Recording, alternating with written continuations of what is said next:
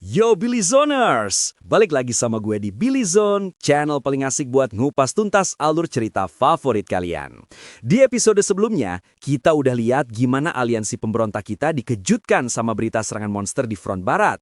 Nah, di episode kali ini, dua otak jenius kita, Touka dan Zin, bakal nganalisis lebih dalam lagi soal ancaman baru ini. Ancaman mengerikan apa lagi yang tersembunyi di balik serangan itu? Siap-siap, karena ini bakal jadi episode yang penuh dengan analisis strategis yang bikin merinding. Jangan lupa klik like, subscribe, dan nyalain loncengnya ya. Langsung aja kita masuk ke ceritanya.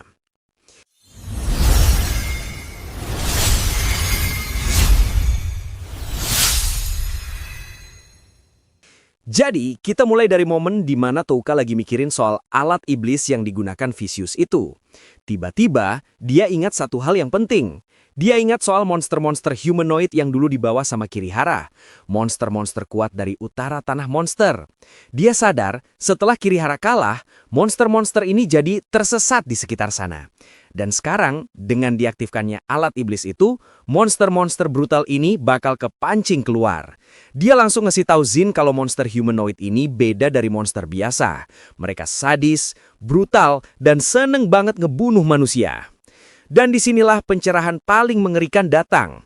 Touka dan Zin sambil ngelihat peta, dalam pikiran mereka sadar satu hal yang bikin mereka pucet.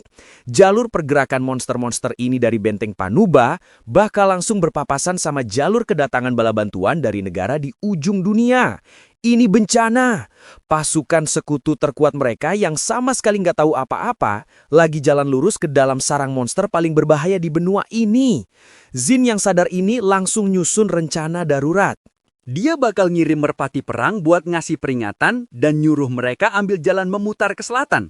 Tapi ini juga masalah baru. Soalnya, kedatangan bala bantuan mereka bakal jadi jauh lebih lama. Tapi masalahnya nggak selesai di situ. Touka ngasih analisis lagi. Kalau mereka ngebiarin gerombolan monster ini keliaran, mereka bisa mutus jalur suplai pasukan utama yang lagi jalan ke timur. Zin setuju. Dia nambahin kalau sisa-sisa monster dari serangan Zera kemarin juga masih ada. Mereka sadar, ngebiarin musuh sebahaya ini di belakang mereka itu sama aja bunuh diri. Gila, bener-bener situasi yang super rumit ya. Jadi serangan di benteng Panuba itu bukan cuma serangan biasa, tapi pemicu dari bencana yang jauh lebih gede. Vicious bener-bener udah nyiptain kekacauan total di belakang garis pertahanan musuhnya. Dan kerjasama antara Touka dan Zin ini bener-bener keren banget. Mereka bisa nganalisis situasi secepat itu dan langsung nemuin ancaman terbesarnya. Touka, berkat infonya dari Erika, bener-bener udah jadi ahli soal monster humanoid. Sekarang, aliansi kita dihadapin sama dilema besar. Mereka harus ngurusin gerombolan monster ini, tapi itu bakal ngabisin waktu dan tenaga yang seharusnya dipakai buat nyerang Alion. Mereka bener-bener kejebak. Jadi, kita lanjut dari momen di mana Dewan Perang lagi pusing 7 keliling. Mereka kejepit, harus ngurusin monster di barat, tapi juga harus tetap maju ke timur. Dan di tengah kebingungan ini, Touka dengan tegas maju. Aku yang bakal urus, katanya. Dia ngingetin Jin kalau di seluruh pasukan ini cuma ada 2 orang yang punya pengalaman ngalahin monster humanoid, dirinya dan Ayaka Sogo. Karena lokasinya nggak terlalu jauh, dia yakin bisa nyelesain ini dengan cepat. Tapi, Touka punya rencana lain yang lebih dalam. Pas Zin nanya soal Ayaka, Touka jawab dengan misterius. Ini bisa jadi sentuhan akhir yang sempurna. Dalam hatinya, kita tahu kalau dia punya rencana tersembunyi yang ngelibatin Ayaka di misi ini. Benar-benar bikin penasaran. Setelah dapat izin dari Zin, Touka langsung nyusun timnya. Dia manggil Seras buat ikut. Terus, dia ngasih tugas super penting ke Hijiri. Dia minta Hijiri buat ngejaga Munin dan ngasih Hijiri otoritas penuh buat jadi penggantinya selama dia pergi. Ini bener-bener nunjukin betapa gedenya kepercayaan Touka ke Hijiri. Setelah pamitan sama Itsuki dan Munin, Touka dengan pedenya bilang, "Tenang aja. Inilah alasan kenapa Lord of the Flies sendiri yang bakal turun tangan." Dia dan Seras pun langsung tancep gas ke barat. Di tengah perjalanan, mereka ketemu sama segerombolan prajurit Mira yang kelihatan ancur banget. Pemimpin mereka, Rom, ngejelasin kalau mereka adalah pasukan yang selamat dari serangan di benteng Panuba. Dia pun mulai cerita apa yang sebenarnya terjadi di sana. Dia cerita, setelah cahaya ungu dan suara aneh dari alat iblis itu muncul, gerombolan monster langsung nyerbu benteng mereka. Dia juga ngasih satu info penting. Dia lihat ada beberapa manusia di dekat cahaya itu.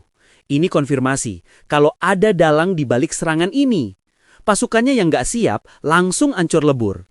Dari jumlah awal mereka, sekarang kurang dari setengahnya yang selamat. Tapi yang paling ngeri adalah kesaksiannya soal monster humanoid. Rom bilang monster-monster itu benar-benar kejam dan meresahkan. Di depan mereka, aku ngerasa nggak berarti sebagai manusia.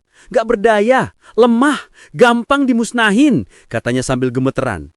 Ini nunjukin kalau monster humanoid ini bukan cuma kuat, tapi juga punya efek psikologis yang ngancurin mental lawan. Ngeliat Rom yang udah di titik terendah, Toka ngelakuin sesuatu yang nggak disangka-sangka. Bukannya ngehakimin, dia malah muji Rom. Dia bilang, fakta kalau Rom masih bisa ngerasain nyesel, itu nunjukin kalau dia belum hancur. Kamu udah ngejalanin tugasmu sebagai komandan dengan baik, kata Toka. Seras juga nambahin, kalau bukan karena kekuatan tekad Rom, pasukannya pasti udah bubar. Pujian ini bener-bener bikin Rom terharu sampai nangis. Setelah nemangin Rom, Toka langsung ngejelasin tujuannya. Dia bilang, dia dan Seras datang buat ngancurin para humanoid itu.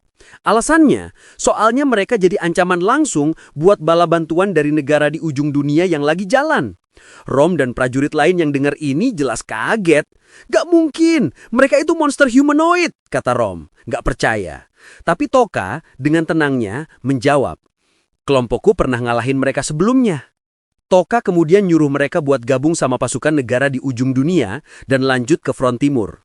Tapi sebelum itu, dia ngasih suntikan moral yang luar biasa. Dia bilang, kalian yang udah selamat dari monster humanoid itu adalah veteran yang berharga. Aku ngandelin kalian di perang terakhir nanti. Ini bener-bener cara yang jenius buat ngubah trauma jadi kebanggaan. Setelah ngasih tugas, Toka langsung balik ke mode komandan. Dia minta semua info soal benteng dari Rom, terus dia dan Seras pun langsung tancap gas. Mereka sampai di sebuah bukit yang ngasih pemandangan langsung ke benteng Panuba. Dan dari sana, mereka lihat 3 monster humanoid lagi asyik keliaran. Masing-masing gerakannya aneh banget. Ada yang kayak siput, ada yang lari kayak laba-laba. Dan jumlah monster bermata emas di sekitar mereka jauh lebih banyak dari yang dilaporin. Touka sadar, nyerang langsung dari depan itu sama aja bunuh diri. Dia pun mutusin buat ambil jalan memutar lewat hutan. Sambil nyelinap, mereka dengan efisien ngehabisin monster-monster kecil yang ngehalangin jalan. Nunjukin lagi kerjasama tim mereka yang sempurna. Tapi pas mereka makin deket, mereka akhirnya ngelihat pemandangan yang sebenarnya. Dan pemandangannya benar-benar kayak neraka di bumi. Medan perang itu penuh sama mayat prajurit yang berserakan. Dan yang lebih parah, mereka dengar suara jeritan. Ternyata, beberapa prajurit sengaja dibiarkan hidup buat disiksa dan dipermainkan sama para monster humanoid. Mereka bukan cuma ngebunuh, tapi mereka nikmatin penderitaan korban mereka. Bau kematian, pemandangan lalat yang ngerubungin mayat, semua ini bikin Touka yang nyebut dirinya Lord of the Flies dipenuhin sama kebencian yang luar biasa. Misinya sekarang bukan lagi cuma soal strategi. Ini udah jadi misi pembalasan. Gila, bener-bener episode yang super kelam ya. Kita jadi tahu betapa sadisnya monster humanoid ini. Mereka bener-bener perwujudan dari kejahatan murni. Dan kita juga lihat lagi sisi komandan dari Touka. Dia bisa jadi motivator yang hebat, tapi juga perencana yang teliti. Tapi sekarang, sisi pembalas dendamnya udah kepancing lagi. Pemandangan neraka ini bener-bener naikin taruhan emosionalnya. Touka sekarang berantem bukan cuma buat nyelamatin sekutunya, tapi juga buat ngebalasin dendam para korban yang disiksa. Jadi kita lanjut dari momen di mana Touka udah dipenuhin sama amarah setelah lihat kekejaman para humanoid. Dia inget lagi semua kejahatan yang pernah dia lihat. Dia sadar monster-monster ini cuma ngebunuh buat seneng-seneng. Dan di momen itu, dia ngasih perintah yang jarang banget kita dengar. Dia natap Seras dan bilang dengan suara super dingin, "Jangan ditahan, bunuh mereka semua." Dia lalu ngedeklarasiin, mereka ini makanan buat lalat. Bener-bener udah masuk mode Lord of the Flies sejati. Pertarungan pun dimulai. Touka sengaja mancing humanoid pertama yang bentuknya aneh kayak siput. Monster itu langsung nyerang pakai muntahan proyektil pisau. Tapi Saras yang sekarang udah pakai armor utamanya dengan gampang ngancurin semua serangan itu pakai satu tebasan pedang cahayanya. Ngeliat musuhnya kaget dan kebuka lebar, Touka nggak buang-buang waktu. Paralyze, Berserk, dan boom! Humanoid pertama langsung hancur. Dan Touka pun naik level. Udah lama banget ya kita nggak lihat dia naik level. Setelah itu mereka langsung ngadepin humanoid kedua. Yang ini bentuknya lebih normal, tapi kelakuannya lebih menjijikan. Dia ngeludahin gumpalan mayat manusia yang dia simpen di pipinya buat dijadiin senjata. Monster ini lebih pinter. Dia jaga jarak biar nggak kena tebas sama pedangnya Saras. Tapi dia lupa satu hal. Dia masih ada di dalam jangkauan skillnya Touka. Dan disinilah kita lihat betapa sempurnanya duo ini sekarang. Dulu Touka harus pakai strategi rumit. Tapi sekarang dengan Saras yang bisa jadi tameng super kuat di depan, kerjaan Touka jadi simple. Lihat celah, Paralyze, Berserk, selesai. Humanoid kedua pun hancur dan Touka naik level lagi. Gila, bener-bener episode pembantaian yang memuaskan ya. Kita lihat gimana duo Touka dan Saras sekarang udah jadi mesin pembunuh yang super efisien. Dan power up-nya Saras itu bener-bener jadi game changer. Dia sekarang bener-bener jadi perisai dan pedang yang sempurna. Ngasih Touka kebebasan buat ngelakuin apa yang paling jago dia lakuin. Ngasih efek status mematikan dari jarak aman. Gak ada lagi strategi rumit, cuma eksekusi. Dan naiknya level Touka 2 kali berturut-turut itu juga penting banget. Ini nunjukin kalau humanoid ini emang monster level tinggi yang ngasih EXP gede. Touka jadi makin kuat. Jadi kita lanjut dari momen di mana Touka lagi nyiapin diri buat ngadepin humanoid terakhir. Dia pakai sihir berserk ke beberapa monster gede buat ngeciptain kekacauan, biar bisa jadi umpan. Dan pas humanoid terakhir yang gerakannya kayak laba-laba itu nyerang, mereka sadar satu hal aneh. Ternyata monster ini fokusnya cuma ke Saras. Dia sama sekali nggak peduli sama Touka. Saras yang sadar dirinya jadi target langsung bilang ke Touka, "Ini taktik andalan kita kan?" Dia siap jadi umpan utama. Ngelihat kesiapan Saras, Touka jadi inget lagi momen pas dia nyelamatin Saras dulu.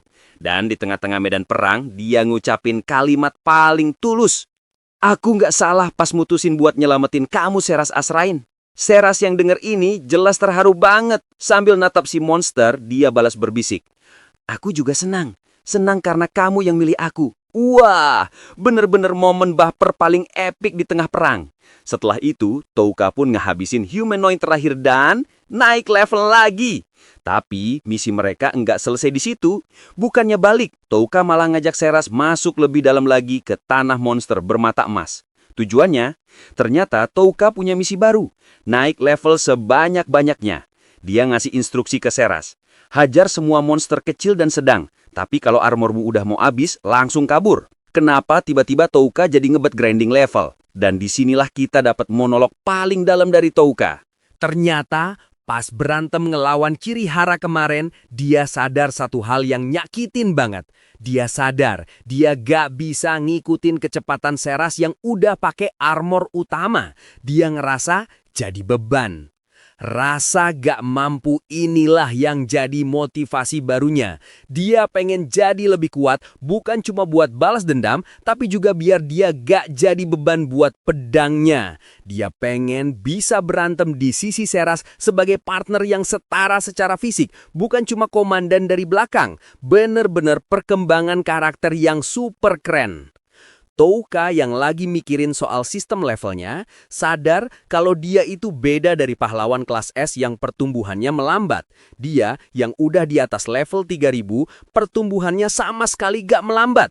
Dia punya potensi buat jadi lebih kuat lagi, tanpa batas. Inilah alasan kenapa dia ngebet banget grinding sekarang. Dan pas dia lagi mikirin ini, dia dan Saras sama-sama ingat momen pertarungan ngelawan Sivit Gartland dulu. Dan disinilah kita dapat momen yang super dalam. Mereka berdua ingat lagi kata-kata terakhir dari Sivit. Saras ingat gimana Sivit nyuruh dia bawa dia kembali kepadaku kalau udah selesai. Dan Touka juga ingat tantangan yang sama. Ini bukan perintah, tapi janji buat tarung ulang. Sivit Musuh mereka saat itu ngakuin kekuatan Touka dan pengen ngelawan dia lagi suatu hari nanti sebagai sesama pejuar hebat. Dan sekarang, Seras sambil senyum bilang ke Touka, dan sekarang kayaknya aku lagi ngejalanin itu ya. Maksudnya, dengan ngebantuin Touka grinding dan jadi lebih kuat, dia secara gak langsung lagi nyiapin Touka buat pertarungan ulang yang dijanjikan itu. Meskipun Sivit udah gak ada, Seras tetap ngejalanin janji antar pejuang itu sebagai bentuk penghormatan terakhirnya kepada lawan yang tangguh. Bener-bener momen yang mengharukan. Touka pun nerima ini. Aku bakal ngandelin kekuatanmu buat ngelengkapin diriku, katanya. Dan Seras dengan penuh tekad ngejawab, pedangku, hatiku, dan jiwaku hari ini punya kamu. Aku bakal berantem pakai semua yang kupunya. Deklarasinya jadi makin kuat. Karena ini bukan cuma buat Touka, tapi juga buat ngewujudin janji antar pejuang hebat. Sesi grinding mereka pun berlangsung dengan efisien. Seras dengan armor utamanya maju ke depan, nahan semua serangan monster humanoid. Terus, pas ada celah, Touka dari belakang langsung ngeluarin combo mautnya. Paralyze plus Berserk. Benar-benar duo yang gak terkalahkan. Tapi di tengah-tengah pembantaian ini, Touka dapat satu pencerahan lagi. Dia sadar dia punya satu keunggulan yang gak dimiliki Seras. Dia ngerti cara pikir orang jahat. Dia udah ngeliat begitu banyak kejahatan sampai dia bisa ngebaca pola dan memprediksi gerakan musuh-musuhnya.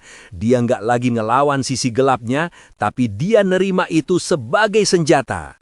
Tapi di puncak kesuksesannya, dia ingat lagi pelajaran paling penting yang pernah dia dapatin, yaitu pas dia hampir mati ngelawan Soul Eater.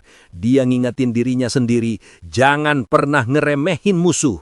Dia sadar kalau musuh terbesarnya itu bukan Vicious atau Kirihara, tapi kecerobohannya sendiri. Setelah semua refleksi ini, setelah nerima sisi gelapnya dan ngingat lagi filosofi utamanya, Touka natap Seras. Dengan penuh keyakinan baru, dia bilang, aku tahu kita bisa jadi yang terkuat. Gila, benar-benar episode yang isinya development semua ya. Jadi grinding session ini bukan cuma soal naikin angka statistik, tapi juga soal Touka yang nemuin lagi jati dirinya sebagai seorang petarung. Momen paralelisme sama Civit itu benar-benar keren banget. Itu nunjukin kalau sekarang Seraslah yang jadi manusia terkuat di garis depan. Dan motivasi Touka buat jadi lebih kuat biar nggak jadi beban buat Seras itu romantis sekaligus keren. Dan pencerahannya soal ngerti kejahatan dan kecerobohan itu benar-benar nunjukin betapa dewasanya dia sekarang. Dia udah nemuin keseimbangan antara kekuatan, strategi, dan kewaspadaan. Dengan tekad baru ini, seberapa kuat Touka bakal jadi? Dan gimana nasib Vicious pas harus menghadapin duo yang udah di level dewa ini? Tulis semua prediksi kalian di bawah. Jangan lupa like, share, and subscribe channel Billy Zone biar kita bisa terus ngikutin kelanjutan ceritanya. Sampai jumpa di episode berikutnya.